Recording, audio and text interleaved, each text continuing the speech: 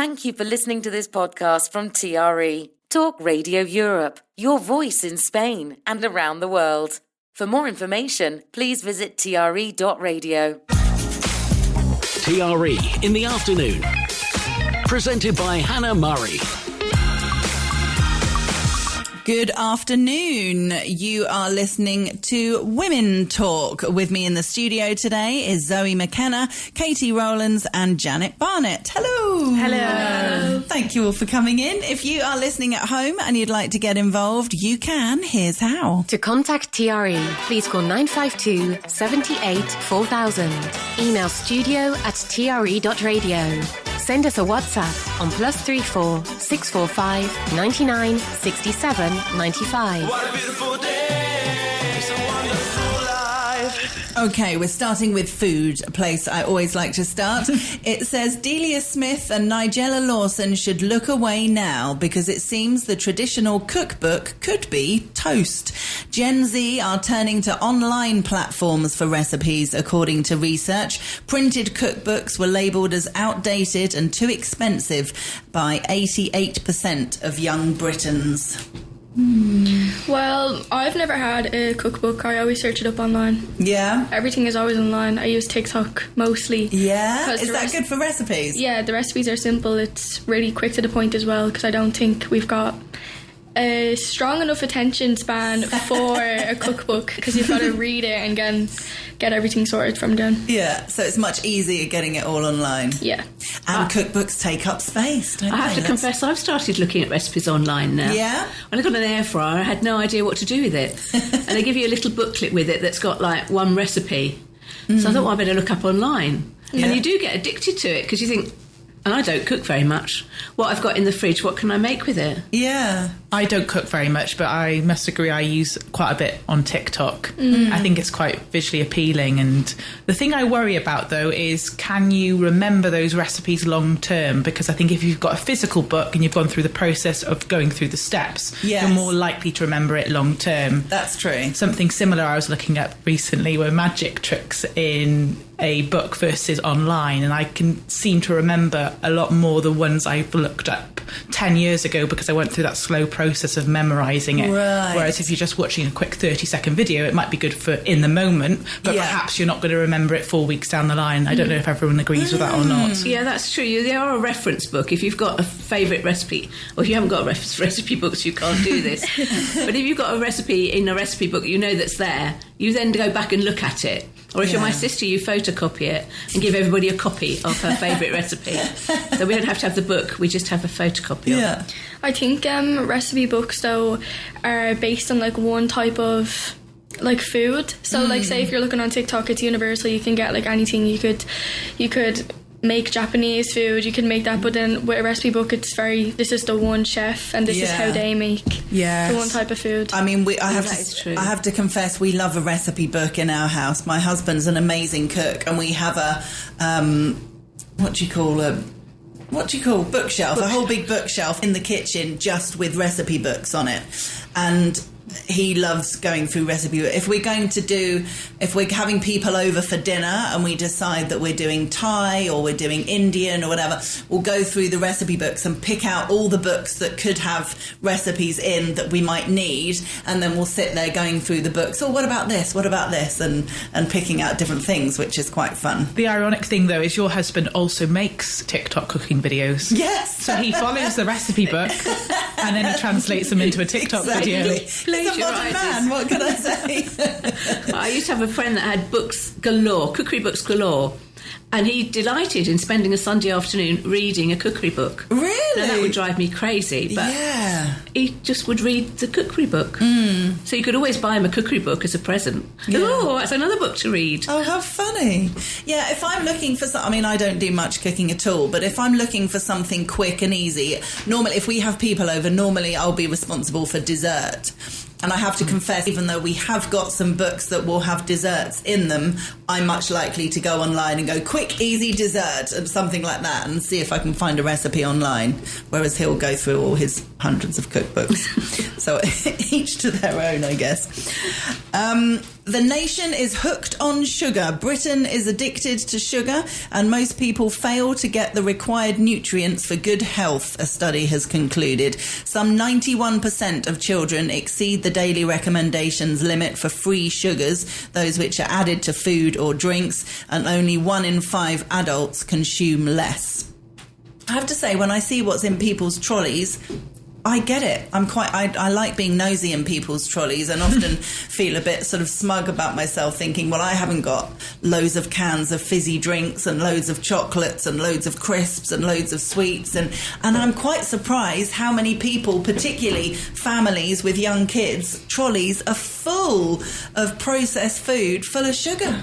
I would think everything would be sugar-free because everything is like taken out of sugar. Even if I was to have a little fruit shoe or a Capri Sun, it all tastes different because there's no sugar. So I wouldn't have assumed that there's a high sugar intake. Yeah, it's interesting because a lot of nutritionists and things will say even if it says sugar-free or fat-free, they normally put other stuff in it, additives, to make it taste okay. I think sugar-free food has come on quite a bit, though. I think it used to have quite a lot of aspartame in maybe 20 years ago, and it doesn't so much anymore. No, that's good. A lot of some of the big, I'm not going to say online on air, but some of the big brands still do. One of the biggest diet drinks that a lot of people drink is still got that in it. And really? Yeah, really bad. And everyone seems to drink it. I'm not that surprised. Did the article say something specifically about the UK? Yeah. Yes, so I'm not that surprised because when I've seen sort of a graphic of different processed food and sugar intake across Europe, and UK always comes up higher than a lot of the other countries. And I think that's quite clear when you go back to the UK, because I think it's quite a large part of the culture is sitting down with a nice bag of chocolates and things like that, whereas the Spanish cuisine in general I think is much less processed, and the processed food here tends to be, in my opinion, more expensive. You can't get 4 bars of chocolate for £1 here or for €1 here as easily as you can in the UK, for example. Yeah. I think also my generation growing up, for us a treat on a Friday was a cake. Right. So that in my head is always a treat. And I'm addicted to cake. Oh, not so really? much chocolate. But you used to have a cake van, a bread van that come around on a Friday. And I think it was mostly the cakes that were going stale. So you could go out to the cake man and choose a cake because they were cheap. Yeah. So in my family, we love a cake. Oh, nice. I find it interesting, the terminology. We've spoken about this on the show before, the idea of foods being a treat. And when children grow up, hearing that some fast food or some chocolate or some cake or a fizzy drink or whatever is deemed to be a treat, which sounds like a good thing. A treat is a good thing, but so often it's something that's really bad for you. And just that terminology growing up that you still think of now of something that's really bad for you being a treat. I think it's all about balance as well, isn't it? Because the other day I was over a friend's house and she was just slowly eating a bar of chocolate, and I was saying, how are you eating the bar of chocolate so slowly? I would have just inhaled it by now. Yeah. And she said, well, chocolate wasn't restricted at home when I grew up, so I feel like I can just eat it slowly now. So it's quite funny, that treat mentality, because that might also affect how quickly or slowly you might eat something. If it's a treat or something a bit naughty, maybe you might sort of decide not to have it most of the time, and then when you do have it, you might then inhale it or eat it really quickly because you feel like it's a bit naughty thing to have. Yeah. When you grow up with one of 6 children, you eat everything very quickly. Or somebody else will have it. You're one of 6 children? Yeah. Wow. Was it like that then? You had to eat your food really quickly? One of my older sisters was a little bit less forward than the rest of us. So she had a fail-safe, and Mum would keep food for her back in the kitchen. So she sort of grew up not having to fight for her food because Mum had got a backup for her. And that's interesting because it did change the way she grew up, but that somebody would look out for her. And were you one of the oldest or the youngest? And did that make a difference? I was the youngest. She was the middle, and there was an older. So you probably had to fight more than anyone because you were the youngest. Well, yeah, I had a younger brother, but he and I used to fight about everything. But food, yes, we did fight for it. Wow. We had a sweet drawer in my house, so in the fridge there's like a little drawer full of chocolates, but I think as me and my sister got older, it wouldn't be gone, so my family goes in a shop on a Sunday, and then by Monday all of the treats would have been gone. Really? But, yeah, when we were younger, because we were just like little kids going and eating all the chocolates. But it lasts now a lot longer. Like we'd have just chocolates like there from ages ago and no one's eating it, but it's nice that you can still go back and eat them, but I feel like then you're just buying too much. Yeah. Then there's just too much because you'd forget that it's already there. It shows you how addictive sugar is, though, doesn't it? And from a young age, having access to chocolate and things, and you just want to eat it, or you can't stop. Yes. I'm sure we've all been there. You know, it's delicious. Often doing it afterwards, you might feel sick because you can only eat so much of it. But sugar's really addictive. They did an experiment, I think, on mice eating cheesecake, and I think foods with equal sugar to fat are just so addictive, and they have no stop button, so they will just keep eating and eating and eating. Yeah. And I suppose we can be like that, humans, on a bad day as well. Yeah, it's dangerous, and to see those types of food as treats. You've done well at school. Here's one of these. You've been nice to your dad. Here's one of the and we grow up thinking if we're a good person, we can have all this unhealthy food. I must confess, I got my little Chihuahua addicted to the caramel juice that's at the bottom of a caramel panna cotta. You can't get out with a spoon because it's the shape of the thing doesn't let you get the juice out. Yeah. And so I'd let him lick out the pot. And then whenever one of those came out, he was right on my shoulder. He knew what was coming. He knew to wait to the end. A bit of sugar at the end. Oh, amazing. Yep, addictive even to chihuahuas. There we go. This was an article that we looked at last week on Men Talk, but I wanted to save it to see if you had a different view or not. It was talking about the fact that a woman has ditched her comfortable home in order to live in a caravan in a holiday park. She's 31, she lives in the south of England, and she decided to uproot her life in her £1,000 a month flat and move into a 2-bedroom caravan. She purchased this mint condition caravan for £26,000. She has a guaranteed pitch in a holiday park for 9 years, paying ground rent quarterly. She says it's the best thing she's ever done. She's now paying half of what she was before, and her disposable income has now doubled. She understands it's not for everyone, but she's having a great time. And I just wondered if it's something that you would consider. Can you imagine living in that sort of environment, living in a caravan, living around loads of other people? Would you enjoy the social aspect of it, or would you just never even consider something like that? I wouldn't be able to do something like that because I think it's too much of a downsize. Like the showers and stuff. Like I think I'd have no space to do things. It's probably smart financially because you're like a single woman and you're going to have more income then, but I wouldn't be able to go smaller. No. I need a bit of space, especially if it was a shower and you're in like a tiny little... No, that's not going to work. No. Have you been on caravan holidays? Have you had a fun caravan holiday? Yeah, I've had... I went with my friends a while ago. Her family has a mobile home in one of the country towns in Ireland, and it was fun because you're like there and everyone knows one another, but it was only there for the summer, so we only were there for a couple of days. But so it's a novelty. Yeah, short and sweet. Yeah. Have you done a caravan holiday, Janet? When I first met my last partner, Alan, he'd got 3 children, and he said, I'm taking the kids to caravan holiday. Would you like to come down? Would you like to follow us down on the Saturday for the weekend? I thought, oh dear. Not really. And what made it worse was each child was allowed to bring a friend, so there were 6 children and him and me for 2 nights in the caravan, but it was great fun. Yeah, everybody had a little bit of space to put their things, and then they all went off. They went to the swimming pool, they went to the amusement bit, they went to at night they were singing in the bar. And really, it was a good way to take children on holiday cheaply. Yeah, absolutely. I've never done caravanning. We did camping when I was growing up. We did Euro camping, so the big tents.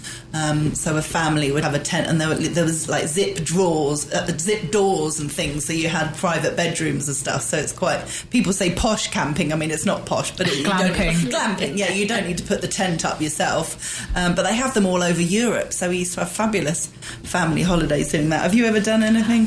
Not that I can remember. I think maybe once, but I can't remember the holiday, so it wasn't that great. No. I think that lady's got a good idea. If you can cope with it, why not? But I think an easier way of solving her financial woes would probably be to move to the north of England rather than living in the south of England. Because that's probably going to be one of the most expensive places to live. But I do see a trend of people living in their vehicles online, and there was someone I saw recently, I think, living in a converted skip. So they put the skip as the base of their house, and they somehow built a sort of a tent over the top.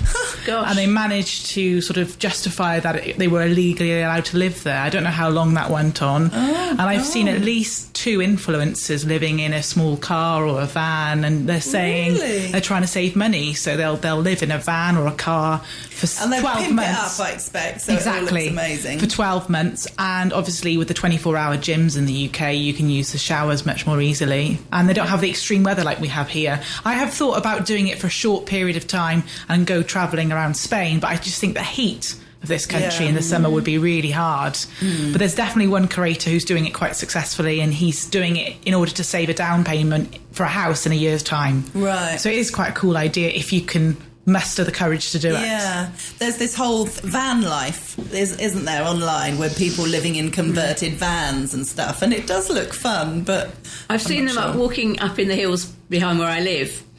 One winter there was a Scandinavian couple, young, and they worked from the van. They were both online, and they did IT and things like that, so they could do it, provided they could get a signal. And they looked like they're having a great time. They spread everything out around them. They hung fabric up so that it looked like a home.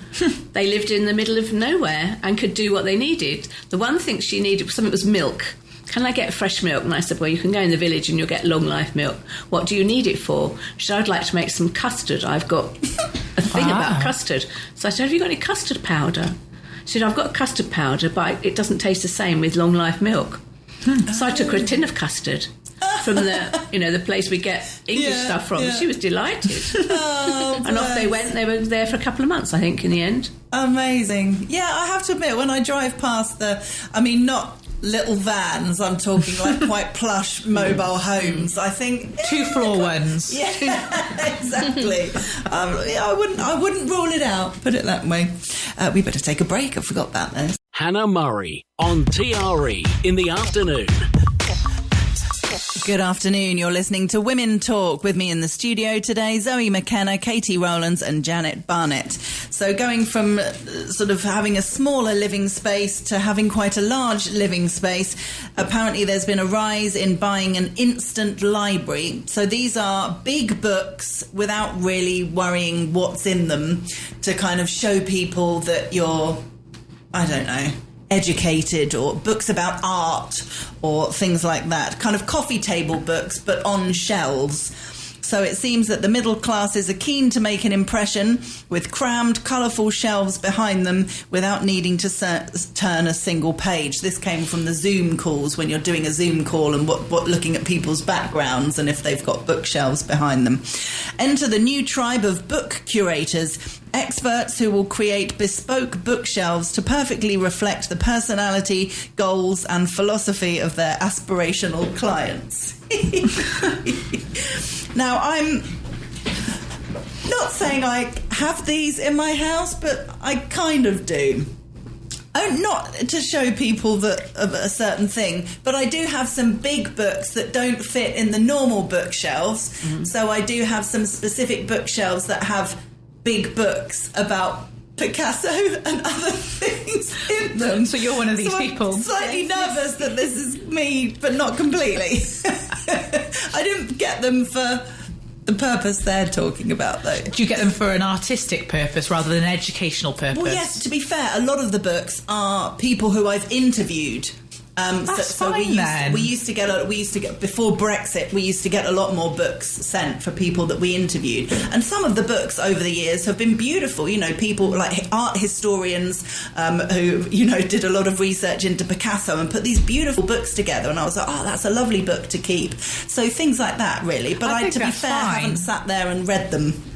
I know, but they're gifted books. They're artistic. I think people buying them to show that they're educated, I think that's a whole different kettle of fish. Yeah, that is very different. strange. I wouldn't spend a lot of money on them because they're expensive books. I've been gifted a art book, sort of art and nature around the world. Lovely. And I can't say I've really looked at it for more than about 30 seconds, but it is quite an expensive looking book and the sort of book you would have on a coffee table. Exactly. But I think it's different if you're buying hundreds of books to be in the back of a Zoom video and to say, look how well read I am. Yes, exactly. Because somebody's just going to say to you, well, what's your favourite book? And how are you going to be able to talk about the book? I suppose these days you can go on these apps and you can get book summaries within 5 minutes. Oh, yes. But I do think a lot of know-it-alls probably do spend a lot of time just getting little snippets of books here and there so that they seem well read. But I think that's a completely different story to yours. Yeah, so I forgive you. Thank you very much.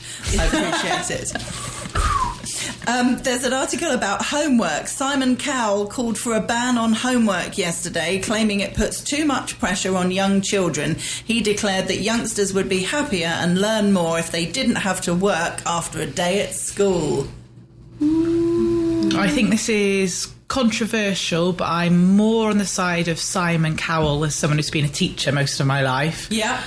Especially in the day of artificial intelligence, I think a lot of homework, when it's compulsory, is just going to be done by the parent or the artificial intelligent machine. I think homework should be there and available for all people to learn, but I don't think it should be a forced activity. I think it's better if children play a board game or spend time with family or do something else educational rather than a forced activity, which inevitably 80% of children are probably going to copy or do it in a rushed manner. That's my opinion, having been in education for most of my adult life. That's interesting. I think the thing you said with parents, when they're younger and they have to do it together, so you have to read to your parent, and they have to sign it off, that means that they are interacting with their education. I suppose I'm thinking from a secondary perspective rather than a primary. I think reading's very useful, actually, obviously. Yeah.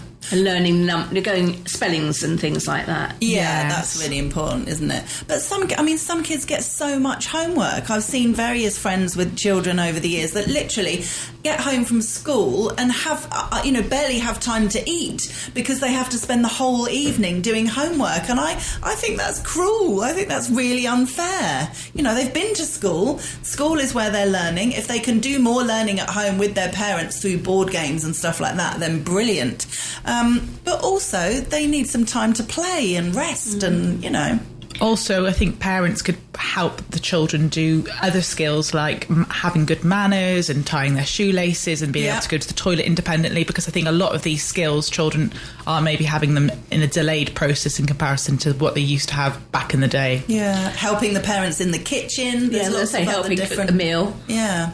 I could never remember any of the homework I did when I was younger, because when I came home from school, my ma would sit me down, I'd do my homework as a young girl before my dinner, have it all done. But then in secondary school, the way it was done, I think, was a bit more efficient. So from first to fourth year, this is Irish education system. Yeah. From first to fourth year, it was you're doing essays, you're practicing how to write and stuff for exams. So it was more like practice homework. And then when it came to exam seasons in your last 2 years of secondary school, you have to study for the big exam. I think it's like A-levels for years, but it's the Leaving Cert for us, and it's a 2-year course, so you're studying for, but everything you're getting given in 5th year is what's going to be just needed to be studied in 6th year. Right. So you're getting a lot of work in 5th year, and it's all just practice. So did you find it was quite useful then? Yeah, it was useful, but it was still draining because I feel like in Irish education system, the Leaving Cert feels like the be all or end all. Like it's a whole. It feels like this is it. If you don't do good in this, you're done. Like you're completely done.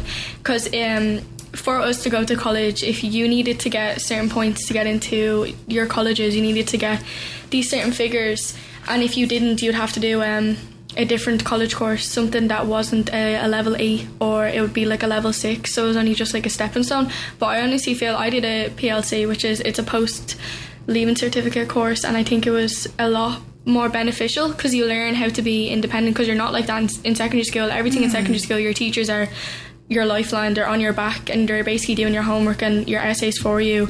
But in college, it's completely different. You're on your own. So it was I think the PLC, which is looked down upon, is the best because it learns you how to be independent and do your work by yourself. Yeah. That's really interesting. I did a BTEC course at college, and I feel that was sort of looked down upon compared to A-levels and things like that. And it was the best course I ever did. It was brilliant. So it was a BTEC National Diploma in Performing Arts. So it was acting, singing, dancing, but it was all the backstage stuff as well. It was how to build a set, how to write a play, how to make costumes, how to do makeup, how to use the lights. I mean, it was everything.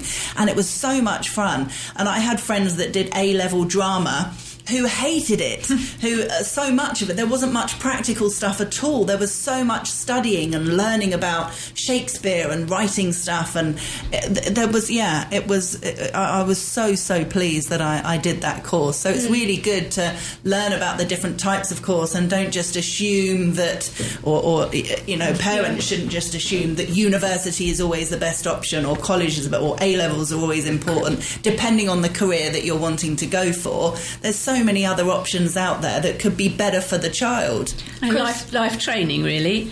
And in my day, there were technical colleges. So if mostly actually, I say it was guys, chaps, would go to technical college where you would learn practical skills, woodworking and making things, I suppose, plumbing, drilling and engineering, rather than academic. Yeah. And that worked for those that weren't academically minded. And so then they came away with something that they could do and could do it better at the end of their training.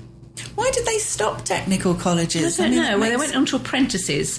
And then we still have a few. There's they're called FOSS. No, I don't know if that's the correct term or if that's like a slang that it is. But it's like you go there and you're basically doing an apprenticeship kind of. You learn all your practical skills, because in my secondary school closed down after I left because I was in a all-girls school. So in Ireland, everything was... The Catholic Church was still a bit relevant, so there was a lot of single-sex schools, and in my area there was 3 secondary schools, so boys, girls and another girl. So when we finished, the 3 schools amalgamated together, but we didn't, so the school shut down for our year. And I think because of that, like, it kind of affected all of the new students, and they were allowed to have more subjects, where we only had we didn't have woodwork, we didn't have, everything was kind of set on us, so we didn't really have much choice for our exams, because you had to do certain subjects, so we didn't have, all of these broader options of doing, we only really had home ec and art for our choice subjects. And then when the 3 schools amalgamated, obviously all of these options were opened, and they could do, woodwork, metalwork, any of them. We didn't have them before our school closed down, so I never got to experience it. I was just, these were my set subjects for my exams, and told, run with it. Wow, it's interesting, isn't it? The different options available. I think what you mentioned about choice and independence, I think that's the key thing for good education, is if children are motivated and they want to learn and they have that independence, they're going to be doing that work outside of school, regardless of what the set sort of homework is. And I think there are some other ways you can sort of encourage that motivation at home, called the flipped classroom, which is when you do your learning at home and then they come in and they ask the questions in the classroom.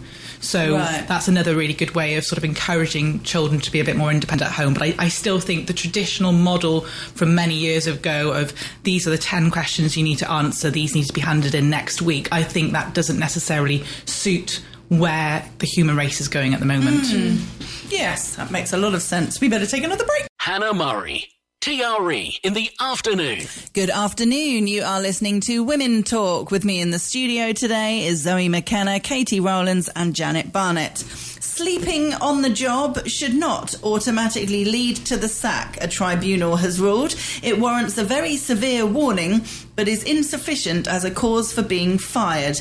According to the judgment, employers must note the distinction between workers deliberately leaving their post for a nap and momentarily drifting off. The ruling came in the case of a CCTV controller who won more than £20,000 after he was fired for sleeping while on shift.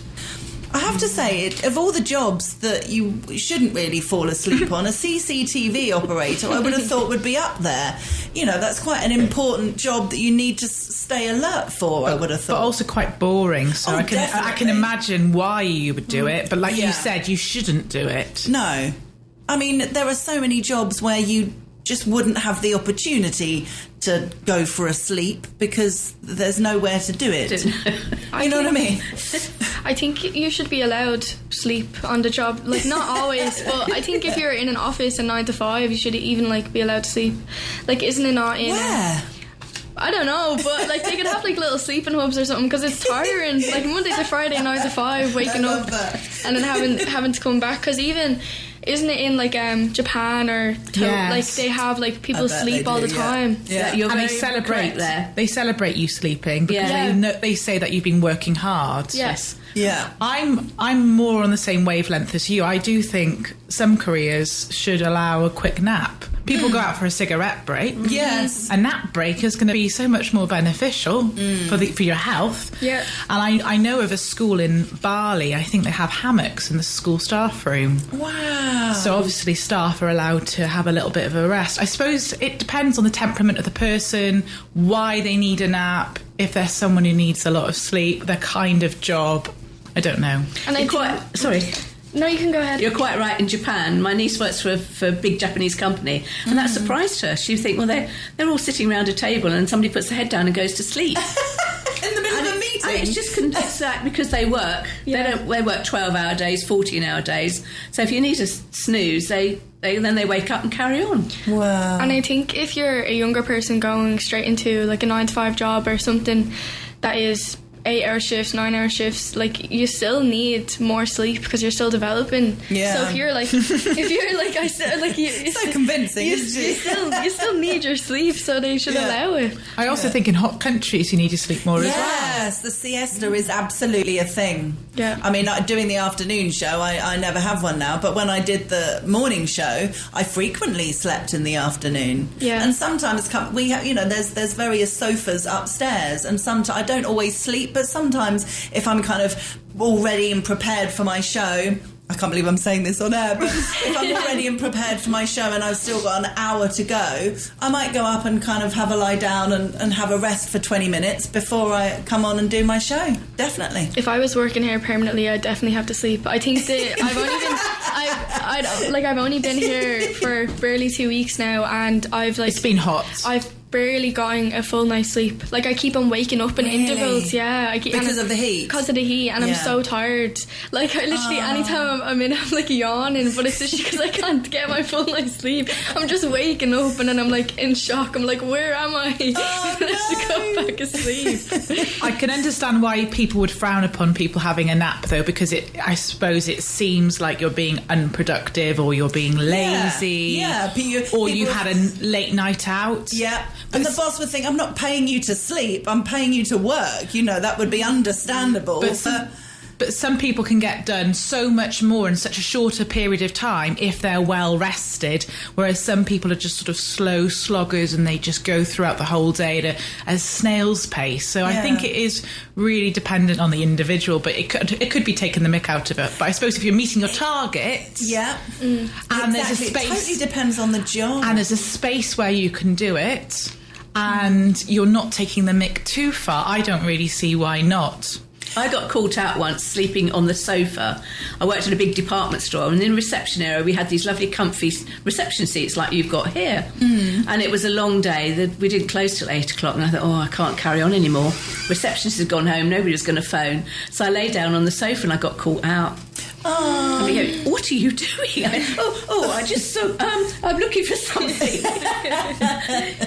Oh no, it's difficult, isn't it? I mean, I sort of see both sides, but I think it definitely it allows people to take the mick, because there'll be people, like there's people who have cigarette breaks and people who don't, and people who don't have cigarette breaks could easily say, they're always going out for breaks, but because I don't smoke, I'm constantly at my desk.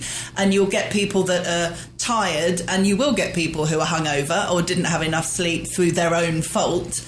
who are taking a break, and others that are like, well, how come they get to have it? You know what I mean? It's very difficult to. I think if they've been doing it in Japan for a long time, it's just part of the culture, to bring something like that into a place that hasn't been part of the culture, I think would be really, really tricky. And a lot of bosses just would think it's utter madness paying for people to sleep. And then they go and shut their office door, put their head down, tell their secretary not to let anybody in, switch the phone off and have a doze. Exactly. But no, if you're paying, an 8-hour day has been a normal thing for a long time. So to suddenly say, if you want to spend an hour of that sleeping, that's absolutely fine.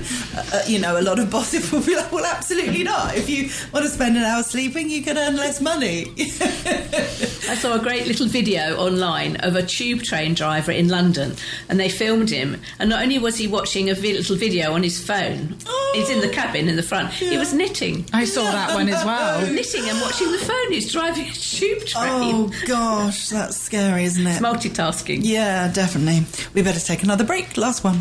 Hannah Murray, TRE in the afternoon. Good afternoon. You're listening to the last part of Women Talk with Zoe McKenna, Katie Rowlands and Janet Barnett. High-heeled shoes. They can be agony-inducing and awkward to walk in, but thanks to the world of fashion, teetering stilettos are the norm. Now, however, scientists are recommending that if they must wear them, women should avoid killer heels that are 3 inches or higher. That's because they significantly increase the likelihood of falling when walking downstairs.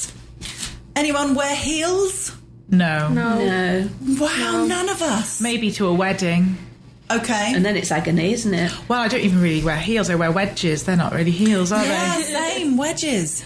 Even if I'm going out, I'll wear a pair of boots instead. Really? Yeah, I just don't wear heels. Have you ever? Maybe when I was 14 and going to teenage discos and trying to look older. Yeah, trying to look older and be a different age, but now no.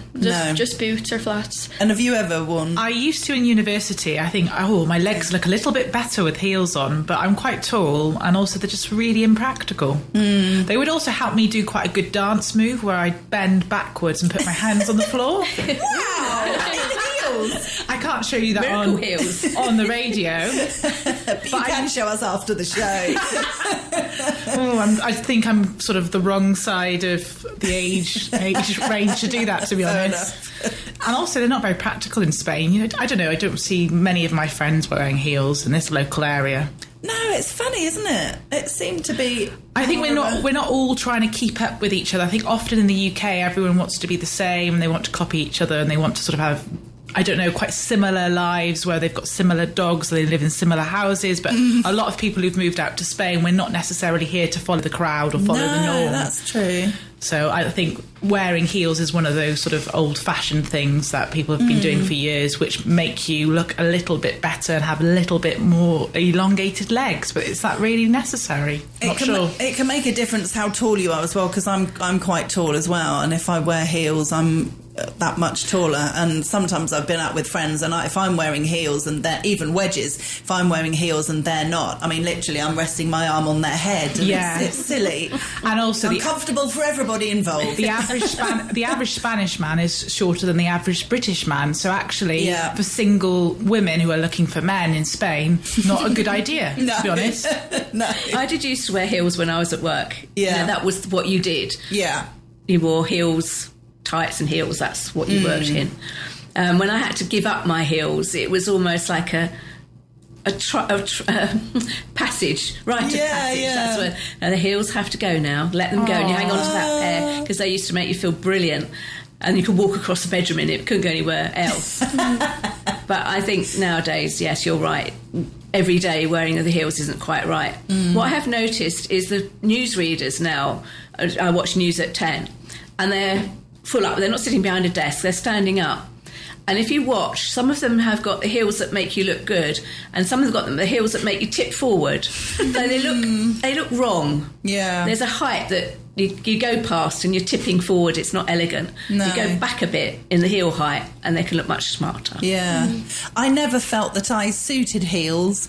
I feel like I'd see women in heels and think they look elegant and beautiful and graceful, and I never really felt like that wearing heels. I've got quite big calves, so maybe that's the thing. I always felt like I wasn't the right shape for heels, so I was quite happy to stop wearing them. The only time I really have worn heels was I don't know what you call it, a prom. It's our Debs. So for my Debs, obviously I wore heels with my dress, but I literally bring my pair of runners. For the minute we got to the venue, my runners were put on. Really? I just feel like they don't suit me either. It's like you're more comfortable, you're more yourself in what you wear every day, and when you're putting on these shoes, you feel a bit fake. Yeah. Absolutely. There was an interest. We've got 3 minutes left talking about this woman's talking about ranking her friends on a spreadsheet and only keeping in touch with the top scorers. This reminded me of when I was younger and we used to write lists all the time. My 10 favourite girlfriends, my 10 favourite boyfriends, my 10 favourite film stars, my 10 favourite singers. I used to write lists all the time. I was obsessed about writing lists. I was reminded of Bebo as well, which was one of the initial social medias where you had to rank your top 9 friends. Yeah. And you could give love hearts to people, but on your profile you actually ordered your 9 favourite people, so publicly people could see who your favourites were. Oh gosh, I don't like that idea very much. I think it's keep it to yourself. But that was a thing when I was 14, so not many people probably remember that. So it's a bit of a bizarre thing. Yeah, I think probably in our heads we all keep our own form of spreadsheet. We rank people in our heads how they are as friends or what we want to do things with. Yeah, but we don't write it down on a. No, I put can't it on imagine a computer. doing it now. Although there is something to be said that whatever you maintain, whatever you want to measure, you're going to maintain it better. So in other parts of your life, people write down their finances or their eating habits or their exercise habits, and then you can sort of improve in that area of your life. So if you don't feel like you're a very good friend or someone who communicates very well, there is something to be said in doing that. There's a YouTuber called Unjaded Jade, and she actually talks about having scheduled calls once a month with certain friends. So she'll talk with, say, friend X on the 3rd of the month, and she'll talk with friend B on the 7th of the month, and she'll do this every month. Wow. And she proclaims it really helps her long-distance friendships. How interesting. Which is I kind of get that. Oh, okay. Yeah. But I also think I'm sort of more the other end of the spectrum. I can go 3 to 6 months without speaking to people, and then when I see them, it's back to normal. But then some of those, that's what real friendship should be. Exactly. That's how you measure a friend.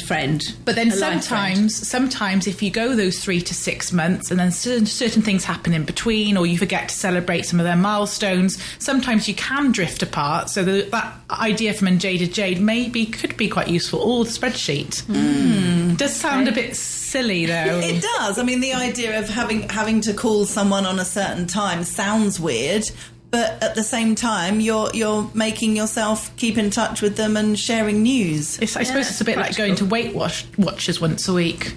All right. Phoning your mate. Yeah. I was just thinking, if you had a night out with somebody, I really enjoyed myself. They've gone up to rank number 4 now.